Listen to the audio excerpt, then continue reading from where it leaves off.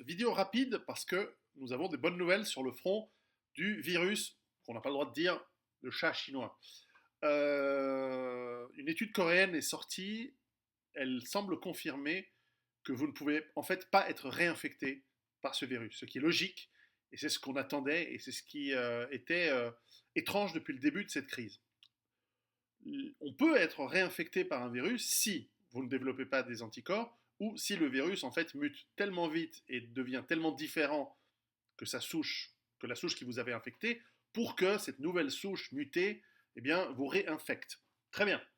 Ou alors, c'est que la première fois, vous n'aviez pas été infecté et vous aviez cru avoir le virus. Les tests étaient faux, se sont trompés, c'était des faux négatifs.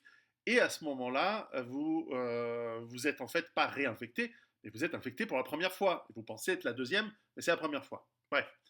Ce qui était embêtant, c'était qu'on se dit, si on ne peut pas, si on ne devient pas immunisé à ce genre de virus, ou s'il mute trop rapidement, c'est le cas de la grippe, eh bien, il n'y a, y a pas de solution, parce qu'il n'y aura jamais de vaccin, et il n'y aura jamais d'immunité de groupe. Or là, on se rend compte que l'immunité de groupe est possible, puisqu'il n'y a pas de deuxième réinfection, parce que le virus, finalement, ne mute pas. Je ne sais pas s'il ne mute pas suffisamment vite, mais en tout cas, il ne mute pas de manière suffisamment différente pour que l'immunité acquise par les gens qui ont été infectés ne les protège plus. Vous suivez le raisonnement? Donc, cette étude en Corée montre que les gens qui ont été infectés ne sont pas réinfectés, même s'ils sont exposés au virus à nouveau.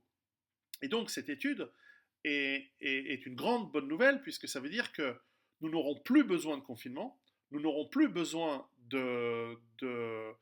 on va laisser filer ce virus à travers la population. Petit à petit, il va toucher tout le monde. S'il se déploie et s'il se propage suffisamment lentement pour ne plus saturer les hôpitaux tels qu'on le craignait, mais on a vu que ça n'a pas été le cas, eh bien, nous allons tous l'attraper plus ou moins tard. Nous allons tous avoir plus ou moins un peu de fièvre, un peu de symptômes. Il y aura un petit peu de mortalité, mais enfin, c'est minime. Nous avons vu que le taux de mortalité est quand même très faible. Quelques personnes auront des séquelles, mais dans l'ensemble, ça passe. Donc, la bonne nouvelle, alors je ne vous dis pas d'aller le choper, protégez-vous, faites attention, ne le transmettez pas aux autres, mieux vaut quand même ne pas l'attraper. Mais dans l'ensemble, en tout cas ne pas l'attraper tout de suite, hein, tranquille, mais dans l'ensemble, c'est une excellente nouvelle. Et donc, cela veut dire aussi que nous n'aurons pas besoin de vaccin. Donc, ne croyez pas à ces histoires de vaccin. Le vaccin est très improbable. Il est probablement en plus avec des adjuvants des ajouts qui ont été mis qui ne sont pas forcément bons, et en plus il faut le tester, donc n'y allez pas tout de suite. Je ne suis pas un anti-vaccin par principe, mais il me semble que la logique nous montre que, bonne nouvelle, nous n'aurons pas besoin de vaccin. Donc ne croyez plus à ces informations. Enfin, on verra, hein, cette étude semble montrer que voilà, on développe notre immunité et tout se passera bien. Donc cette information, si elle est confirmée par d'autres études, eh bien, elle va clore cette histoire de virus chinois Covid-19 d'un point de vue médical.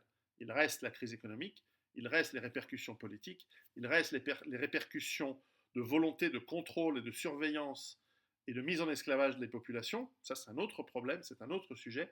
Mais en tout cas, la partie médicale euh, sur ce chat chinois, ce coup-ci, la parenthèse est en train de se terminer. Et nous verrons s'il y en aura d'autres plus tard, hein. Il y aura peut-être d'autres épidémies, d'autres pandémies sur d'autres problèmes. Vous savez, ça nous pend au nez avec la civilisation que l'on a. Néanmoins, c'est une excellente nouvelle. Donc, bravo les Coréens d'avoir fait le boulot. Dans ton cul, Bill Gates, de toute façon, tu faisais des logiciels de merde depuis le début des années 80. Donc, tes histoires de vaccins, tu peux te les carrer là où le soleil ne te fait pas bronzer. À bientôt, et préparez-vous quand même, parce que c'est pas parce que ce coup-ci, on a frôlé des gros problèmes, que ces gros problèmes n'ont pas disparu. Ça a été un excellent entraînement pour nous autres. C'est le moment de peaufiner, de finaliser, de finauder un petit peu nos préparatifs.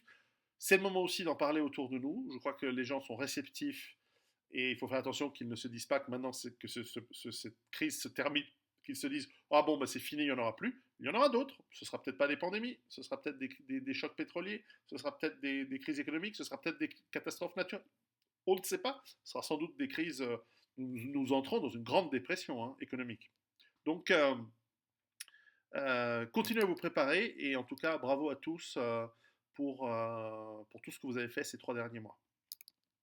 À très bientôt. Ciao.